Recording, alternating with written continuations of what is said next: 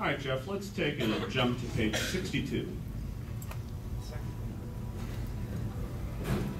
The Paladin. The Paladin is about to be previewed on Wednesday. However, I'm going to give you guys the info all about the Paladin right now.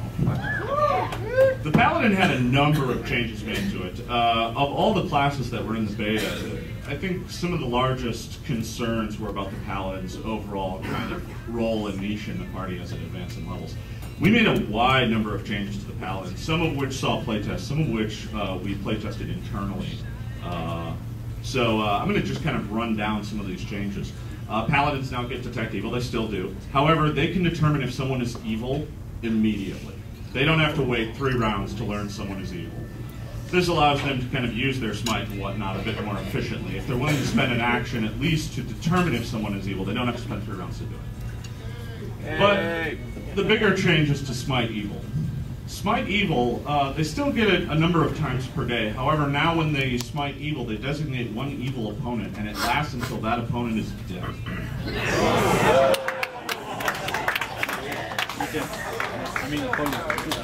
The bonuses work similarly to the way that you're used to. However, if the enemy that you pick is an evil outsider, an undead, or an evil dragon, the bonus to damage doubles. While you are smiting, you also ignore the target's DR. In addition, if that opponent attacks you back, you receive a deflection bonus equal to your charisma modifier to your AC. Suffice to say, when a paladin smites somebody, it's on.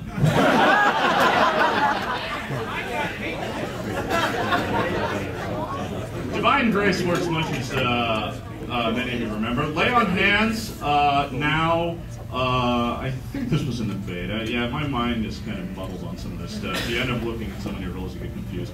Lay on Hands now allows you to turn, or to heal people with the touch, just as it did. But in addition, at a higher level, when you get Turn Undead, you can burn uses of Lay on Hands to turn undead. Or sorry, Channel Energy is what it's called these days, I suppose. And you can use that. But in addition, Paladins now get an ability called Mercies. Mercies stack up as they gain levels. They start getting them at 4th, third. They get them at 3rd, and then they get them every few levels after that. Every time they get a Mercy, they get to basically select a condition or a disease or a curse or something like that. And every time they lay on hands, the target of their lay on hands, if they have that or suffer from that condition, it is removed.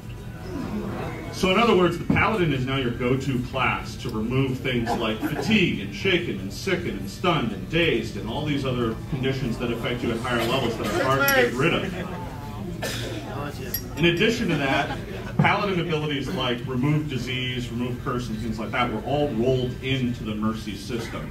So that you can have a high-level Paladin that every time he lays on hands, the target is no longer fatigued, no longer shaken, and is treated as if hit by a remove disease. Do you get the same amount of lay on hands? What was that? Do you get the same amount of lay on hands? Lay on hands is now based off D6s. You get 1d6 per 2 levels, I believe. Okay. So that's pretty much the same. Jeff, you want a page forward to the next page? I just want to make sure that I'm on it. Yeah.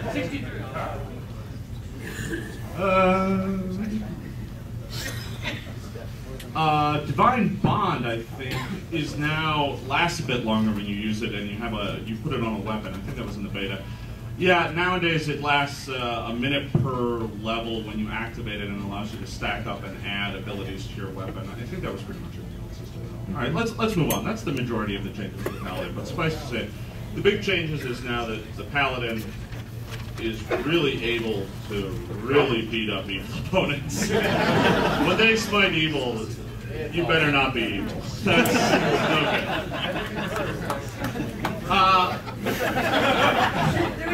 Oh, one last thing. Paladin's caster level is now their level -3. All right, Jeff, let's jump to page 103. Leaving classes behind, we're going to take a look at skills here, just briefly. Most of the skills didn't change at all, but we did make some changes to the perception skill, which was horribly overcomplicated.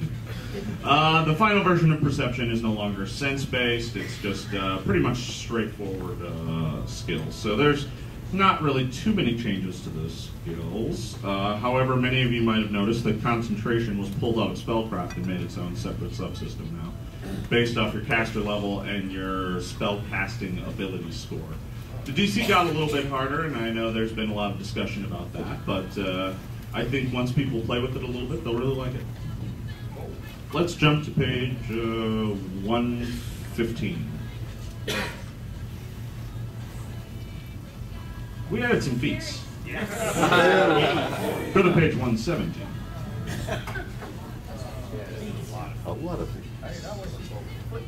We added a lot of feats.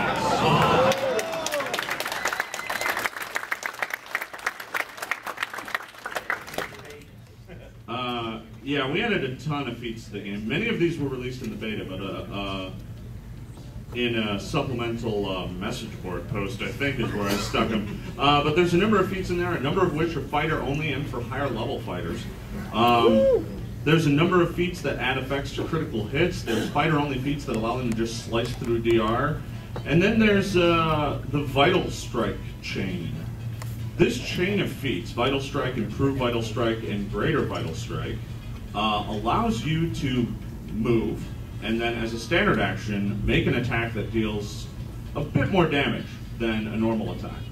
So this allows a fighter to actually contribute a meaningful amount of damage at higher levels when he has to move.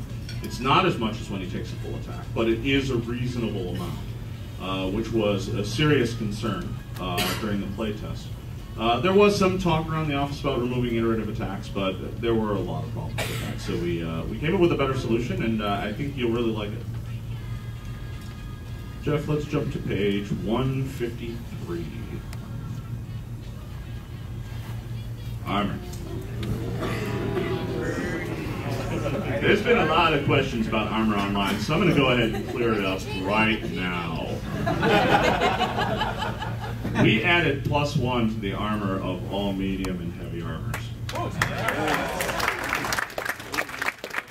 This was done in part to give a reason to actually take medium armors. Because a lot of people just kind of skip that category. It's like they either went light or they went heavy, and medium was never really that big of an option. We made a couple other changes here and there throughout the equipment chapter as well. One of those changes was a change to the location of some information. We moved all of the special materials information to this chapter. In addition to that, we made a couple little changes. Mithril, which is often known as True Silver, now bypasses Silver DR without the -1 damage that alchemical silver does. So having a mithril weapon is now actually valuable.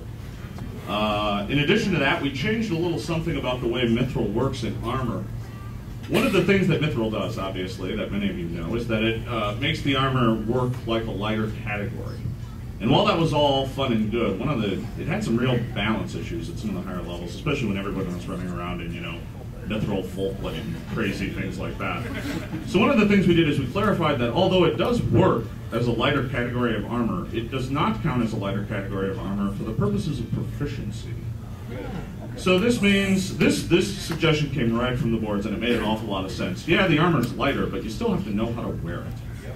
So little changes like that you'll find scattered throughout the book, and we also made some changes to simplify the weapon charts. You don't necessarily have to now go digging around into descriptions to find out what's a